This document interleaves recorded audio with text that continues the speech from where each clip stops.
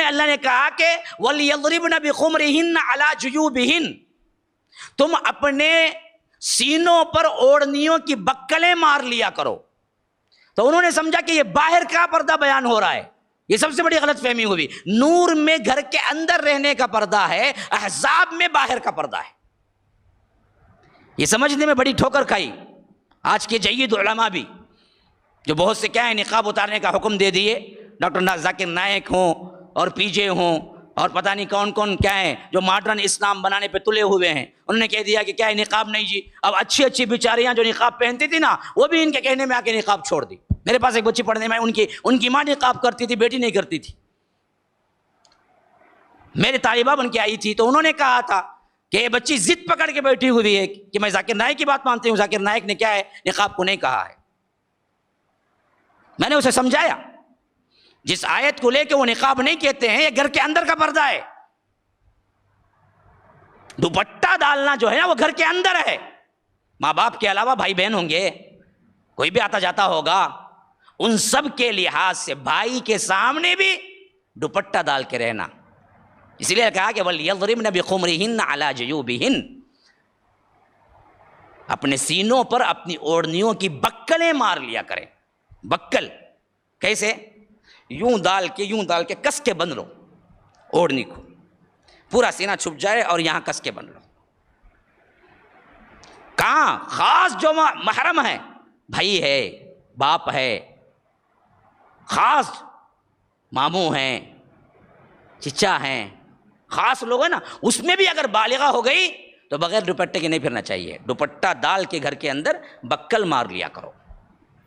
باہر کا تو یہ ہے قُل لِأَزْوَاجِكَ وَبَنَاتِكَ وَنِسَاءِ الْمُؤْمِنِينَ يُدْنِينَ عَلَيْهِنَّ مِنْ جَلَابِيبِهِنَّ، جب تم باہر نکلو اللہ کے رسول کہہ دیجئے اپنی بیویوں کو، اپنی بیٹیوں کو اور مسلمان عورتوں کو کہ وہ اپنے چہرے کے اوپر سے جلباب لٹکا لیا کریں۔ جلابیب جلباب کی جمع ہے، اور جلباب طبری کے مطابق ایسے کپڑے کو کہتے ہیں جو سر کے اوپر سے ڈالتے ہیں اور پورا چہرہ اور اوپر کا نیچے کا جتنا بدن ہے چھپ جاتا۔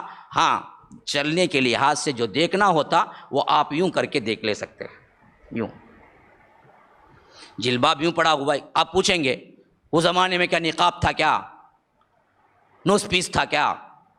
تو آج نوز پیس کا ہی پہننا، ہم بولتے ہیں نوز پیس پہننا نہیں بولتے، نوز پیس تبھی پہنو تمہیں نہیں سلا کو تبھی پہنو، اس کا مسئلہ نہیں۔